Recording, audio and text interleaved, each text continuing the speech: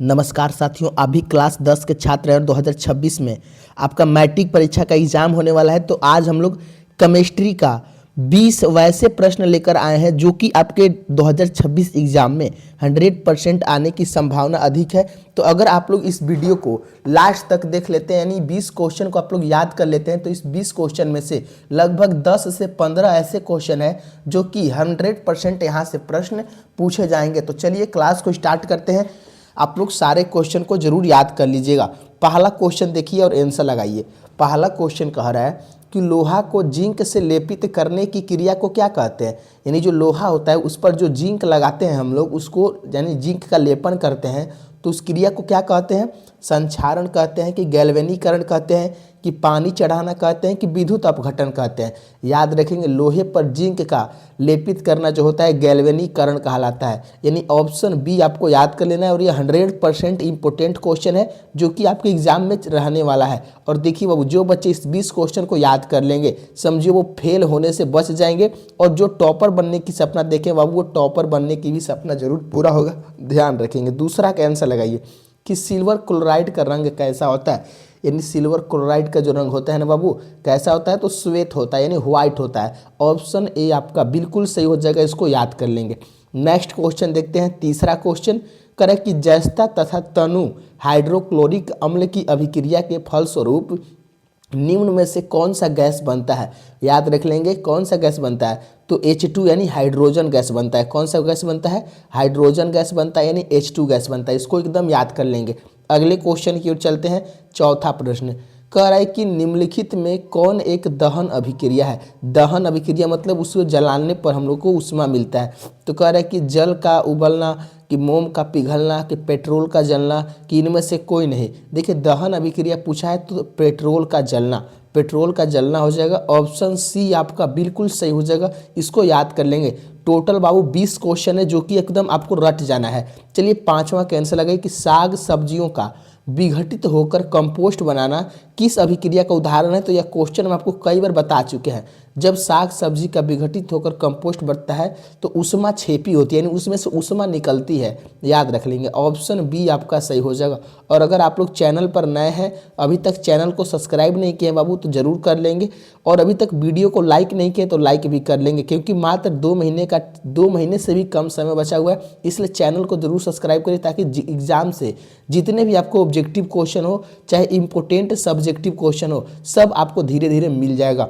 चलिए छठवां का आंसर लगाइए कि निम्न में से कौन सा उत्पाद लेड नाइट्रेट को गर्म करने पर प्राप्त होता है। तो लेड नाइट्रेट को गर्म करने पर कौन सा उत्पाद प्राप्त होता है, तो याद रख लेंगे ऑप्शन डी हो जाएगा NO2 प्लस O2, यानी NO2 और O2 प्राप्त होता है। यानी ऑप्शन डी आपको बिल्कुल सही हो जाएगा, ध्यान रखेंगे। अगले क्वेश्चन की ओर चलते हैं। नेक्स्ट क्वेश्चन सातवां प्रश्न कह रहा है निम्न में से कौन सही है। यानी इनमें से देखना है कि सही कौन है। तो याद रख लेंगे, अब आपको बोले थे कि अगर 10H2O देखिएगा तो वह सही हो जाएगा, यानी Na2CO3 इंटू 10H2O जो हो जाएगा सही हो जाएगा। ऑप्शन बी आपको याद कर लेना है। अगले क्वेश्चन की ओर चलते हैं। आठवां क्वेश्चन कह रहा है कि निम्नलिखित अभिक्रिया में अपघटन की अभिक्रिया कौन है। अपघटन अभिक्रिया कौन हो जाएगी इनमें से, तो देखिए इसमें 2KClO3 है जो टूट जाता है। यानी अगर अपघटन अभिक्रिया में एक बड़ा अभिक्रिया है और वह टूट कर छोटे छोटे अभिक्रिया में बट जाता है ना, उसे ही अपघटन अभिक्रिया या वियोजन अभिक्रिया भी कहते हैं। तो इसमें जो 2KClO3 है वो टूट कर 2KCl प्लस में ऑक्सीजन दे रहा है, यानी 3O2 बन रहा है। तो यह जो अभिक्रिया हो जाएगी ना, अपघटन अभिक्रिया हो जाएगी। यानी ऑप्शन सी आपको एकदम याद कर लेना है। अगले क्वेश्चन की ओर चलते हैं।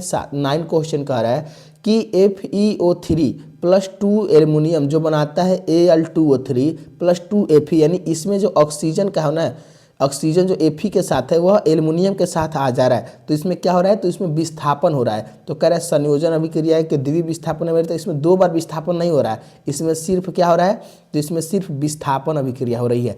याद रखेंगे ऑप्शन डी आपका सही हो जाएगा। ऑप्शन डी ध्यान रखेंगे। अगर 2 बार होता विस्थापन तो द्वितीय विस्थापन लगाते थे, लेकिन एक ही बार हुआ है तो विस्थापन लगाएंगे। चलिए 10वां का आंसर देखते हैं करे कि लौह चूर्ण पर तनु हाइड्रोक्लोरिक अम्ल का डालने से क्या होता है। तो याद रखें, अगर लौह चूर्ण यानी लोहे पर हम लोग तनु हाइड्रोक्लोरिक अम्ल को डालेंगे ना तो क्या हो जाएगा, तो हाइड्रोजन गैस या आयरन क्लोराइड बनता है, यानी हाइड्रोजन गैस निकलेगी या तो आयरन क्लोराइड बन जाएगा। चलिए अब 11 के आंसर देखिए कि श्वसन किस प्रकार की अभिक्रिया है।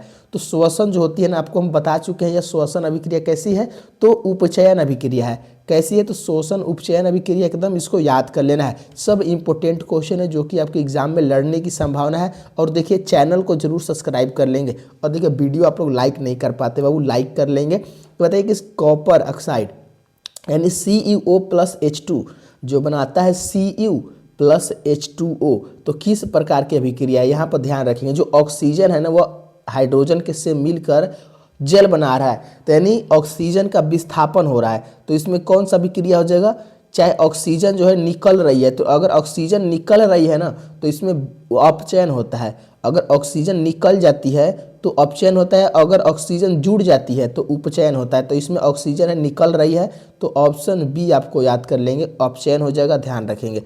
13 क्वेश्चन देखिए, करें इलेक्ट्रॉन के स्थानांतरण से बने यौगिक कहलाते हैं। अगर इलेक्ट्रॉन के स्थानांतरण से बना यौगिक तो उसे क्या कहलाते हैं, उससे बाबू विद्युत संयोजी कहते हैं। क्या कहते हैं, विद्युत संयोजी। ऑप्शन बी आपको एकदम याद कर लेना है। इस सब बाबू रट जाइएगा क्वेश्चन, क्योंकि केमिस्ट्री का है जो कि बहुत ही इंपॉर्टेंट क्वेश्चन है।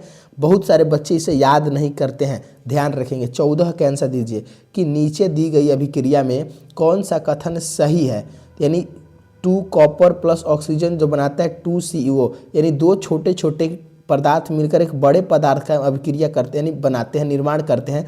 तो इसे बाबू कौन सा अभिक्रिया कहते हैं, इसे संयोजन कहते हैं, लेकिन इसमें संयोजन नहीं दिया हुआ है। अच्छा इसमें देखिए कॉपर है जो ऑक्सीजन से जुड़ रहा है, तो जुड़ रहा है तो इसमें क्या हो रहा है, ऑक्सीकरण हो रहा है। कॉपर का क्या हो रहा है, ऑक्सीकरण हो रहा है, यानी 14 का आंसर क्या हो जाएगा, ऑप्शन ए हो जाएगा। अगर ऑक्सीजन जुड़ता है तो ऑक्सीकरण होता है, और अगर निकलता है तो अवकरण होता है। ये सब बाबू याद कर लेना है। 15 क्वेश्चन देखिए कि निम्नलिखित समीकरण है, तो इसमें समीकरण क्या है, H2 यानी हाइड्रोजन और क्लोरीन जो बनाता है, HCl यानी अम्ल बनाता है। तो हाइड्रोजन और क्लोरीन मिलकर अम्ल बनाता है, तो यह क्या हो जाएगा, एक अपघटन अभिक्रिया है कि एक संयोजन अभिक्रिया है। तो अभी हम बताए थे ना, जब दो छोटे पदार्थ मिलकर एक बड़े पदार्थ का निर्माण करते हैं ना तो वो संयोजन अभिक्रिया होता है। कैसा होता है, संयोजन यानी जुड़ रहे हैं। तो ऑप्शन बी आपको सही हो जाएगा। अगला क्वेश्चन देखते हैं। 16 क्वेश्चन कह रहा है कि निम्नलिखित में कौन द्विविस्थापन अभिक्रिया है, यानी इसमें 2 बार विस्थापन होगी। तो देखिए इसमें कौन सा हो जाएगा, देखिए यह बड़ा वाला दिख रहा है हमको, यानी इसमें AgNO3 है और NaCl है, जिसमें से AgNO3, तो जो NO3 है वह NaNO3 बन, यानी Na के साथ चल रहा है, और जो Cl है वह किसके साथ आ जा रहा है, Ag के साथ आ जा रहा है। तो यानी इसमें 2 बार विस्थापन हुआ है, तो ऑप्शन सी आपका सही हो जाएगा। अगला क्वेश्चन देखते हैं। 17 क्वेश्चन कह रहा है कि निम्नलिखित अभिक्रिया में से कौन विस्थापन अभिक्रिया है, यानी एक जगह से दूसरे जगह चल जा रहा है, तो विस्थापन उसी को कहते हैं। चलिए तो इसमें देखिए एक क्या हो जाएगा, ऑप्शन ए 17 का क्या हो जाएगा, नहीं, ऑप्शन ए में नहीं होगा, ऑप्शन बी भी नहीं होगा। देखिए ऑप्शन सी दिख रहा है, क्योंकि इसमें Fe फेरस है और CuSO4 है, तो जो SO4 है यानी सल्फेट है वो फेरस के साथ आ रहा है, और फेरस सल्फेट बना रहा है, और कॉपर जो है अकेले में रह जा रहा है। तो यह जो हो जाएगा विस्थापन अभिक्रिया हो जाएगा, क्योंकि इसमें सल्फर का यानी सल्फेट का विस्थापन हुआ है। तो ऑप्शन सी एकदम रट जाना है, यह 100% इंपॉर्टेंट क्वेश्चन है। 18 के आंसर दीजिए। कर अवक्षेपण अभिक्रिया से किस प्रकार की लवण प्राप्त होते हैं। तो अवक्षेपण अभिक्रिया से ना बाबू कौन सा लवण प्राप्त होता है, तो अविलय। अविलय मतलब जो घुलता नहीं है, विलय मतलब वो जल में घुल जाएगा, लेकिन अविलय जो जल में घुलता नहीं है, यानी ऑप्शन बी आपको याद कर लेंगे। अगला क्वेश्चन 19 का देखिए। करें निम्नलिखित में से कौन एक अपघटन अभिक्रिया का उदाहरण नहीं है। तो अपघटन अभिक्रिया का उदाहरण नहीं पूछा है, तो याद रख लेंगे ऑप्शन सी हो जाएगा, क्योंकि H2 और Cl2 जो बनाता है HCl, यह अपघटन नहीं है, यह संयोजन अभिक्रिया। कैसा, यह जुड़ रहा है, तो यह संयोजन हो जाएगा, लेकिन इसमें अपघटन हो रहा है। तो इसमें देखिए टूट रहा है, ये भी टूट रहा है, तो यह अपघटन हो जाएगा, लेकिन नहीं दिया है, तो नहीं में ऑप्शन सी हो जाएगा, क्योंकि इसमें संयोजन हो रहा है। चलिए लास्ट क्वेश्चन है, इसका आंसर आप लोग कमेंट में देंगे। करें कि निम्नलिखित में से कौन एक रेडॉक्स अभिक्रिया है। तो रेडॉक्स अभिक्रिया कौन हो जाएगा, CaCO3 जो बनाता है CaO+CO2।